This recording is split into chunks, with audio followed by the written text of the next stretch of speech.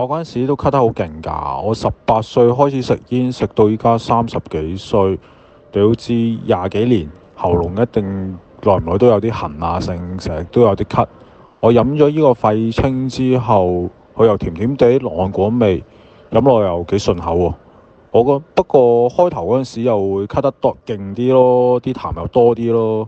不過隔咗幾日又冇痰，啲痰又冇咁污濁啊，好濁啊咁樣，講嘢清晰咗啊，同埋個喉嚨潤滑咗好多。不過嗰陣時又飲得勁嘅，日日朝頭早一支，晏晝一支咁樣咯。不過依家就隔幾日先有一支咯。燒嘢食清熱啊剩啊，火氣重嗰陣時咧就會飲一支啦，真係好好飲。